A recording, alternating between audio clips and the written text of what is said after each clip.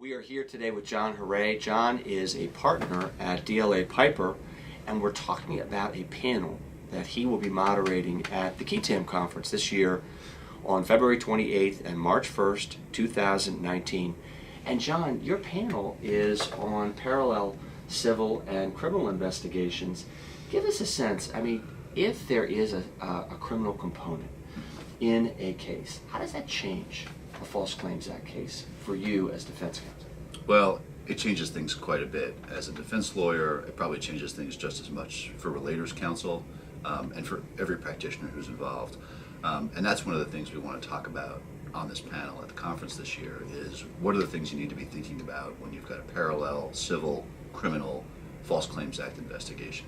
So let's just say that it's a case where there is a parallel proceeding, let's say a criminal proceeding, and you find out that there's that criminal component. How does that normally happen? Well, that's one of the things we want to talk about during the conference, because when you have a criminal investigation that's going side by side with a civil False Claims Act investigation, you might see the government using traditional or old school law enforcement techniques. So the defense or the company that's involved might find out about this because they get a grand jury subpoena, which wouldn't happen in a civil case, obviously.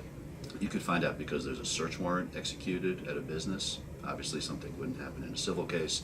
And there's a host of other ways that the government might act differently in a criminal case than what you'd expect to see in a traditional civil case.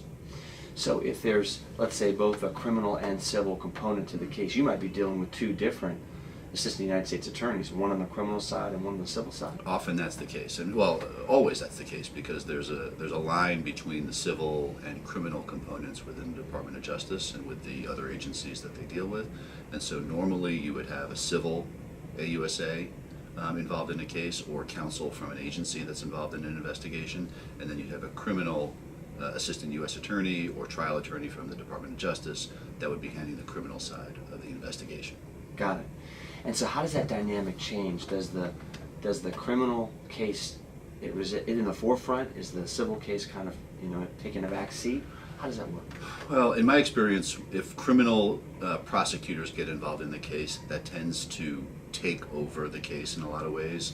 I think for one, companies tend to view it as a much more serious case if a criminal investigation kicks off. And so naturally the prosecutors who are handling the criminal side are going to sort of take the lead when that happens. So that's what I would expect to happen in a parallel investigation. So let's talk about kind of the end of a case. Yeah. Where there's both a civil and criminal component. When do you talk to your client about a global resolution? When does that make sense? Well, if your client is a company and you're on the defense side of one of these cases, if you're going to resolve the case, you want it to be a global resolution. It doesn't make much sense for most businesses to resolve part of a case and have the rest of the case be ongoing. If you're going to resolve it and enter some resolution with the government or with a relator, you want to get it all done at once. Got it. So I suspect on our panel at the Qui Tam conference, you might be hearing a little bit about global resolution. Give us a little sense of, some of the things, if I'm sitting in the audience, that I can expect from your panel. So one of the things we want to talk about at the panel is we want to look at a parallel civil and criminal False Claims Act investigation from the perspective of really all sides. So we're going to have relators counsel, we'll have in-house counsel, we'll have outside defense attorneys, and we'll have a government attorney. And what we want to do is sort of shed some light on what everybody is thinking and what are the issues that they need to be focused on when they're trying to, one, respond to an investigation, but also resolving a case. And if it's a case that's going to get resolved, how all those different players sort of, what they need to expect from the process.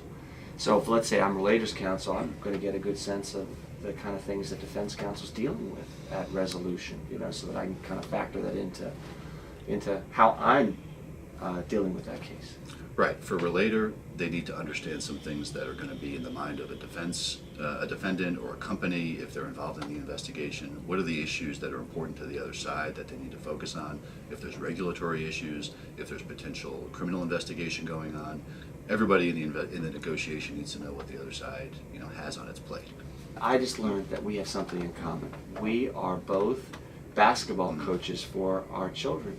That must be fabulous. Tell us a little bit about that. Well, Scott, so I'm a budding basketball coach. You're an established basketball coach. I don't know about that.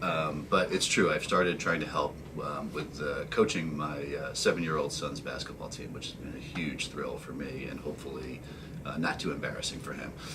John, thank you. Thanks a lot. We look forward to seeing each of you at this year's Qui Tam conference. It'll be on February 28th and March 1st of 2019 here in Washington. And you can register at fedbar.org/Qui Tam 19. We look forward to seeing you.